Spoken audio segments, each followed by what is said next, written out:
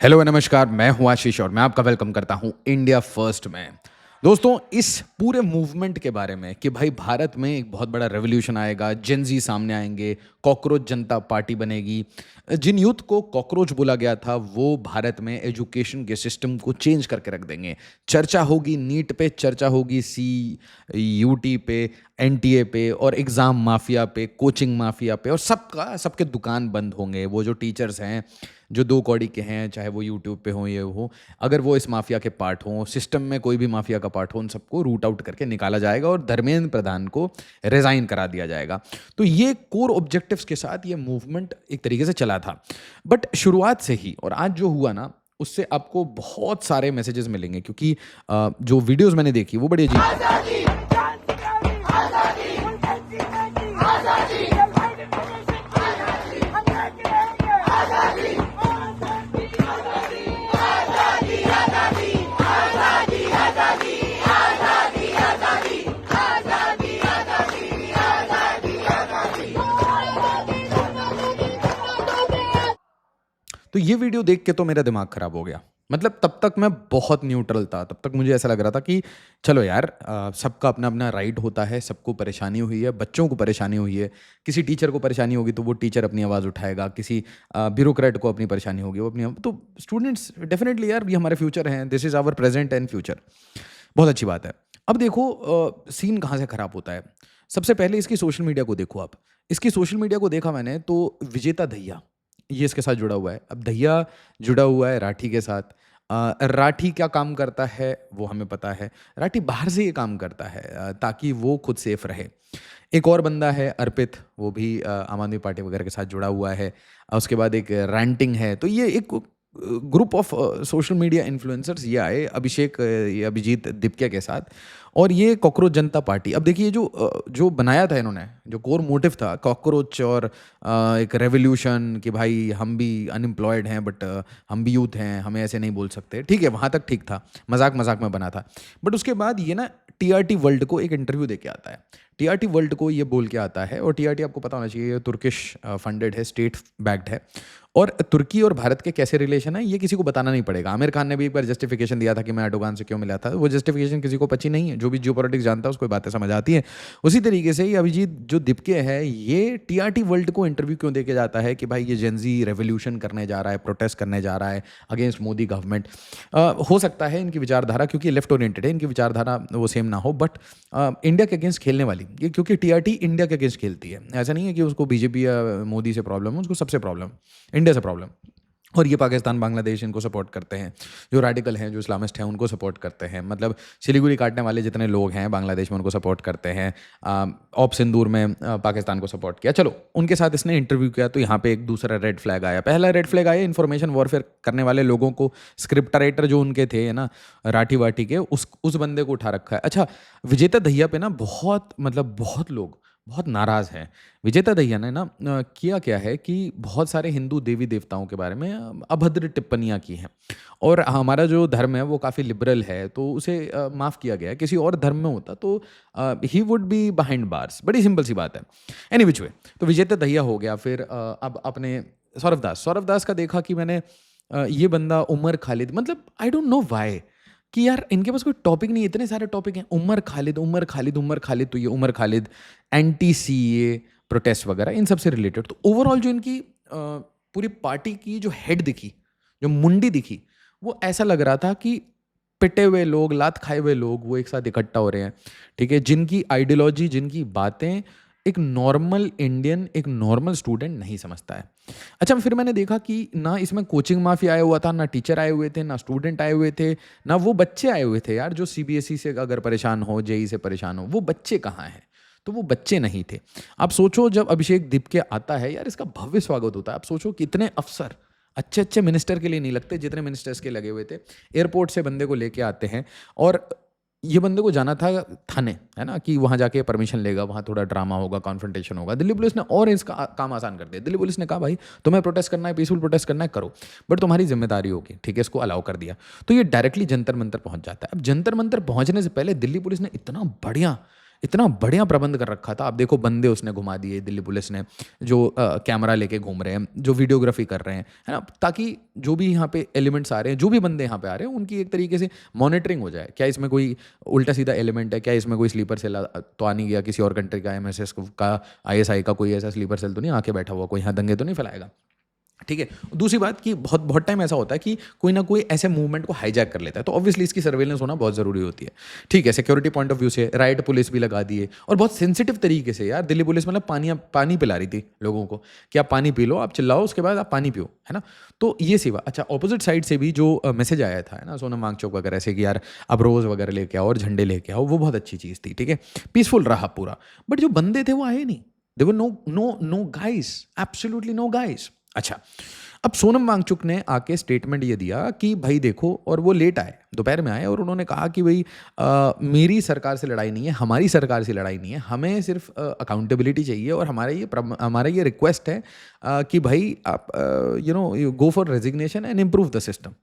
That was the main message. ठीक है, उसके बाद क्या होता है कि सौरभ दास को देखा जाता है कि भाई ये जो गोरा आदमी है, ये लड़का जाके कोने में बैठ जाता है, सिपर से पानी पी रहा है, इसको जूसेस पिलाए जा रहे हैं, एक बूढ़े अंकल वो इसको हवा दे रहे हैं। ठीक है, कि इतने बड़े लाट साहब आए हैं कि भाई धूप में खड़े नहीं हो पा रहे। ठीक है, उसके बाद देखा कि ये अभिजीत दीप के बार बार भागने की कोशिश कर रहा है, मतलब साइड से ही भागने की कोशिश कर रहा है। तो पुलिस ने भी कहा कि भाई देखो, अगर तुम जा रहे हो यहाँ से तो फिर प्रोटेस्ट भी बंद होगा। ठीक है, कि तुम्हें हमने परमिशन दिया है, तुम्हारी अकाउंटेबिलिटी है। अब यहाँ पे कोई अनस्क्रपलेस एलिमेंट्स आ गए, कुछ कर दिया, तो फिर वो किसकी जिम्मेदारी होगी? तुम्हारी जिम्मेदारी होगी। तो लगभग 3:05 3 बजे ये सीधा गाड़ी में बैठता है और निकल जाता है। अच्छा, इसके अलावा जो इनके टॉप लीडरशिप है ना, ये विजेता दहिया एंड ऑल दैट, ये सारे लोग मिलके बार बार गाड़ियों में जाके बैठ रहे हैं कि थोड़ी एसी की हवा खा लें, क्योंकि दिल्ली में सिचुएशन बहुत ख़राब है।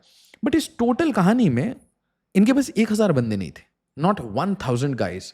इनसे ज़्यादा वहाँ पे पुलिस वाले थे, इनसे ज़्यादा वहाँ पे राइट वाले बंदे थे। सबसे बड़ी बात तो ये है, इनसे ज़्यादा वहाँ पे मीडिया के बंदे और इन्फ्लुएंसर पहुँचे हुए थे, जो कि रील बना बना के इनसे बातचीत कर रहे थे। अच्छा, इसके अलावा जो राइट विंग ऑर्गेनाइजेशंस हैं वो भी वहाँ पहुँचे कि भाई देखो, आपका हम सारी चीज़ें टॉलरेट करेंगे, और जहाँ पे आपने एंटी नेशनल चीज़ें की वहाँ पे हम तोड़ेंगे। ठीक है, तो लोगों को इनसे भी गुस्सा है। उसका रीज़न है उमर खालिद वगैरह से इनका जो रिलेशन निकल गया है, तो a lot of people are very angry. Vijeta Dahiya की तो जो स्टेटमेंट्स हैं हिंदू गॉड्स पे, वो आप सर्च करके देखिए, दे आर मतलब एक्सट्रीमली मतलब पंजेंट है, बदबू आती है कि कहाँ से इतना सड़े हुए मतलब विचारधारा कहाँ से लेके आते हैं, कहाँ ऐसी एजुकेशन मिलती है, पता नहीं। मैं तो अच्छे अच्छे इंस्टीट्यूट्स में गया, मुझे कहीं समझ नहीं आया कि इतनी गंदी एजुकेशन कहाँ मिलती है। एनी विच वे, तो ये भी हो गया। तो सोनम वांगचुक का सही रहा, विजेता दहिया अपने तरीके से। अब जैसे ही ये चीज़ें सोनम वांगचुक हटते हैं, उसके बाद तुरंत वहाँ पे एक फेस आ जाता है, और ये फेस बड़ा डेंजरस है, आईसा, एसएफआई। अब आप में से जो भी किसी कॉलेज में रहे हैं, किसी कॉलेज कैंपस में जाएंगे, और स्पेशली अगर आप थोड़ा पॉलिटिकली एक्टिव पॉलिटिकल कैंपस में जानते हैं, तो जैसे खड़गपुर में इन लोगों को यार तोड़ दिया जाता था। क्योंकि जिस दिन, एक मुझे बहुत अच्छे से याद है कि we organised a candle march. ठीक है, हम कुछ दोस्त थे, हम लोगों ने कैंडल मार्च ऑर्गेनाइज किया फॉर आवर मार्टर्स। ठीक है, तो हम वो कैंडल मार्च चला रहे हो, पूरा पूरा आईआईटी, मतलब 8-10 हज़ार बच्चे रोड पे कैंडल, है ना। कौन नहीं आया? बस आईसा के members. I don't know what happens to these guys, क्या नशा करते हैं। अच्छा, एक और चीज़, and we should not profile them, but देखिए सिक्योरिटी वाइज आपको सबकी प्रोफाइलिंग करनी होती है। तो हमने एक चीज़ पाई थी कि एसएफआई आईसा से जुड़े हुए जितने लोग हैं, extremely frustrated failures in life, extreme failures in life. मतलब they are tardy, they are not able to wake up in the morning. ठीक है, पड़े रहते हैं, ऐसे पड़े रहने वाले लोग हैं। इनको एक पदार्थ है गांजा, उसका बहुत शौक रहता है, कोई ना कोई पाउडर वाउडर कुछ ना कुछ इस चीज़ में रहते हैं। और फिर they will debate all those things, पूरे दिन यही डिबेट करते रहते हैं क्या प्रॉब्लम है, ग्रेड्स बहुत ख़राब होते हैं, कोई कंपनी जॉब नहीं देती, उल्टे सीधे कुछ रिंग्स विंग्स पहनने लगेंगे। आई डोंट नो, सडनली ये डेनिग्रेशन, डिजनरेशन कहाँ से आता है। Rest of the students are working for placements. इसलिए मैं देख रहा था कि स्टूडेंट्स की प्रॉब्लम क्या है, कि सीबीएसई में कुछ प्रॉब्लम आया, उनका जेई में एडमिशन नहीं हो पा रहा, उसके कारण सीबीएसई में प्रॉब्लम आया, उनका कॉलेज का एडमिशन नहीं आ रहा। तो ये बच्चे जो हैं, ये आए, इनके वार्ड्स आए, इनके माता पिता हैं, वो लोग नहीं थे। ये नाक में छेद करके बैठे हैं, क्वीर का सपोर्ट हो रहा है, गे परेड हो रहा है, मतलब। एंड देन फिर ये ये वो लोग आ गए जो भारत तेरे टुकड़े होंगे इंशाल्लाह इंशाल्लाह, फिर ये अफजल हम शर्मिंदा हैं तेरे कातिल जिंदा, ये वाला जो गैंग जैसी आता है, आप देखो एक नॉर्मल आदमी भी पीकी ब्लाइंडर मोड में आ जाता है, ठीक है कि भाई आजा वही देख लेंगे। तो कॉकरोच जनता पार्टी क्या पॉलिटिकल पार्टी बनेगी, I don't know, but cockroach as a concept कि यार देखो हम अपने डिमांड से रखेंगे पीसफुल प्रोटेस्ट के थ्रू, कोई हमने लड़ाई लड़ाई नहीं करनी, वो जो बेसिक प्रेमाइस था, it is a big failure, it is an absolute absolute failure. मतलब अब दुनिया की कोई भी मीडिया इसको कवर करके कुछ भी बोलेगी, बट द रियलिटी इज़ कि दिल्ली में कख नहीं हुआ यार, दिल्ली में कोई इम्पैक्ट नहीं है, दिल्ली अपना नॉर्मल चल रहा है, सब कुछ चल रहा है, और मीडिया वाले लोग तुमसे ज़्यादा आए हुए थे। हाँ, एक चेंज दिखा कि जो मीडिया के जो आउटलेट्स थे, पर्टिकुलरली जिन्हें गोदी मीडिया वगैरह बोला जाता है, अंजना ओम कश्यप टाइप के, वो अपने बिना मतलब माइक तो लेके पहुंचे थे, बट उनके ऐसे रिपोर्टर्स पहुंचे थे जिनको पहचाना ना जा सके, माइक पे उनका कोई लीफलेट वगैरह नहीं था, तो छुप के बहुत सारे मीडिया इसमें काम कर रहे थे, बहुत सारे सोशल मीडिया इन्फ्लुएंसर पहुंचे थे कि चलो देखते हैं, मस्ती करते हैं, क्या चल रहा है दिल्ली में, और एंड में गए तो फुस फुस, पूरा एजेंडा था नीट के ऊपर बात करना, एजुकेशन के ऊपर बात करना, और हुआ क्या, ये आइसा वाइसा के लोग लेके आ गए। तो हमेशा से मैं बोल रहा था कि यूजुअली यही होता है ना, कि एक डेडिकेटेड पेड प्रोटेस्टर होते हैं, इनके पैसे बनते हैं, ये इनका ये एक तरीके से ब्लैकमेलिंग के लिए यूज़ होता है। मैं आपको दो और चीज़ें बता देता हूँ। जो पब्लिक इंटरेस्ट लिटिगेशन आप जानते हैं, पब्लिक इंटरेस्ट लिटिगेशन आप किसी के अगेंस्ट डालें, किसी कॉर्पोरेट के अगेंस्ट, और उसके बाद उससे पैसे की उगाही होती है, वैसे ही ये प्रोटेस्ट मूवमेंट्स होते हैं। मान लीजिए आपका कोई बड़ा सा प्लांट बन रहा है कॉपर वॉपर का, तो उसके बाहर मैं प्रोटेस्ट करवा दूंगा मजदूर वगैरह खड़े करके, 1,000 लोगों को 100 दिन तक मैं दिहाड़ी दूंगा, और वो प्रोटेस्ट करते रहेंगे। उसके बाद क्या होगा कि आपका वो कॉपर का प्लांट वगैरह बंद होने वाला होगा, तो आप क्या करोगे, मेरे को दोगे कि भाई 10 करोड़ रुपए ले और अपने बंदे हटा ले, तो मैं लोगों में पैसा बांटूंगा और निकल जाऊंगा। तो ये एक मॉडल है, उसी तरीके से पीआईएल का मॉडल है। तो ये जो हैं ये प्रोफेशनल्स हैं, they earn money through this, ठीक है। बट दीपके का क्या इंटरेस्ट था, और दीपके का इंस्टाग्राम किसने बूस्ट किया था, और क्या ये किसी पॉलिटिकल पार्टी का रिवाइवल के लिए था? और मैंने देखा नहीं, एक अरविंद केजरीवाल को देखा, और एक ये शिवसेना उद्धव ठाकरे वाले संजय राउत को, ये दो ही लोगों के मैंने ट्वीट देखे। एक आध अखिलेश यादव का ट्वीट देखा मैंने, बाकी मैंने ट्वीट तक नहीं देखे। और मेजॉरिटी मतलब यार पूरा इंटरनेट इनको ये पूछ रहा है कि यार तुम्हारे ये 22 मिलियन क्या पाकिस्तान के थे या बांग्लादेश के थे, क्या मतलब हु आर यू? और इसीलिए मेरा बस ये एडवाइस रहेगा कि अगर किसी को कोई भी अच्छा काम करना है ना, never fight the government, try to work with the government, try to challenge the system, question the system and find solutions. मेरा एक एडवाइस रहेगा कि कभी भी आप जुड़ते हैं तो यार ये जैसे दीपके हो गया, सौरव दास हो गया, दहिया हो गया, या वो क्या नाम है आपका, राठी हो गया, इनसे मत जुड़िए, है ना। ये इनके साथ जो जुड़ता है वो सड़ जाता है। और उसी तरीके से आइसा वाइसा, ये मतलब आइसा है कौन, ये आप सोचो ना, एसएफआई आइसा है कौन? जो हमारे जवान हैं जो छत्तीसगढ़ में लड़ रहे हैं, ठीक है, हमारे कोबरा कमांडोज हैं, हमारे सीआरपीएफ, बीएसएफ, आईटीबीपी जवान जाके लड़ाई वड़ाई कर रहे हैं, ठीक है, नक्सल्स को बिल्कुल क्रश किया जा रहा है, ख़त्म है, they are breathing their last breath. तो उनके जो आइडियोलॉग्स हैं, उनके जो प्रोफेसर्स हैं, पढ़े लिखे लोग हैं, जेएनयू में ऐसे बहुत सारी यूनिवर्सिटीज़ जो कि लेफ्ट लीनिंग है, जैसे जादवपुर वगैरह भी है, जामिया है, तो इनके जो डिसग्रंटल्ड फेलियर एसेट्स थे, जिसको कि पिछली यूपीए गवर्नमेंट काफ़ी डिप्लॉय करती थी, यूज़ करती थी, और यूपीए गवर्नमेंट को भी ये ब्लैकमेल ही करते थे, उनसे भी पैसे की उगाही करते थे।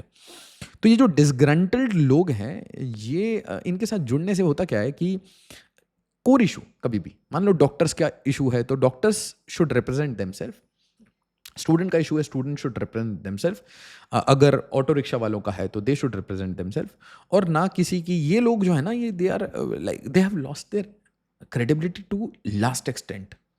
इनके साथ जुड़ने से, इनके साथ कोई एक रिलेशन मेंटेन करने से, इनका नाम जुड़ने से वो मूवमेंट अपने आप फिजल आउट हो जाता है। और दीपके का जो फिजल आउट हुआ वो उसी टाइम से हो गया कि जब ये क्लियर था कि मनीष सिसोदिया और आम आदमी पार्टी और अरविंद केजरीवाल के साथ ये काम करता था, सोशल मीडिया पे ही काम करता था। फिर विजेता दहिया मिल गया, तो विजेता दहिया वर्क्स फॉर ध्रुव राठी, ठीक है, वो भी हो गया, रैंटिंग गोला, फिर अर्पित, तो ये सब एक ग्रुप टाइप का बन गया, और ये ग्रुप ही सोशल मीडिया पे बहुत परेशान रहता है। मतलब टिपिकली ये पीएम मोदी को टारगेट करता है, एंड गुड सो, ये उनकी फ्री स्पीच है, उनके पॉलिटिकल राइट्स हैं। बट हम सोशल मीडिया में है तो हमें ये बात समझ आनी चाहिए कि कौन क्यों क्यों करता है, मतलब ऐसा लोग क्यों करते हैं, क्योंकि वो किसी पॉलिटिकल पार्टी के कार्यकर्ता हैं और वो एक्सपेक्ट करेंगे कि अगर उनकी पॉलिटिकल पार्टी बची रही, सर्वाइव करे, तो ये सब मेंबर ऑफ पार्लियामेंट बन जाएंगे या एमएलए बन जाएंगे या पता नहीं उनको पैसे कमा लेंगे, समथिंग लाइक दैट। सबका कोई ना कोई इंटरेस्ट होता है, और इसी के कारण जो कोर इंटरेस्ट ऑफ स्टूडेंट्स था वो अभी कहीं नहीं है, and the movement is over before it began. Video को लाइक शेयर और सब्सक्राइब जरूर करिए। सबसे अच्छी बात यह है कि भारत तेरे टुकड़े होंगे इंशाल्लाह, इंशाल्लाह वाले जो लोग हैं, है ना, अफजल हम शर्मिंदा है, ये तो जहाँ मिले। दिल्ली पुलिस पता नहीं इतनी स्वीट क्यों है, मतलब शायद कैमरा ऑन हो जाता है, बट दिल्ली पुलिस रियलिटी में सिर्फ पीतल भरती है ना। इनके ऐसे ऐसी ऑर्गेनाइजेशन है, ठीक है, कभी पॉडकास्ट लेके आपको बताऊंगा, ऐसी ऐसी इनकी ऑर्गेनाइजेशन है, सिर्फ पीतल भरने का काम है इनका। बड़े बड़े गैंगस्टर नहीं खड़े होते इनके सामने, क्या बात कर दिया ऐसा भाई साहब। तो वो तो यार दया के भाव से छोड़ रखा है। बट जब ये लिंक क्लियर हो गया ना कि Naxal, ideologue, CPIM, professors, media personnel, जिस दिन, और हाँ NGO और PIL माफिया, जिस दिन ये लिंक क्लियर हो गया, आपको पता नहीं चलेगा पीतल किस में भर जाएगा। वीडियो को लाइक शेयर सब्सक्राइब जरूर करिए। एज ऑलवेज, जय हिंद।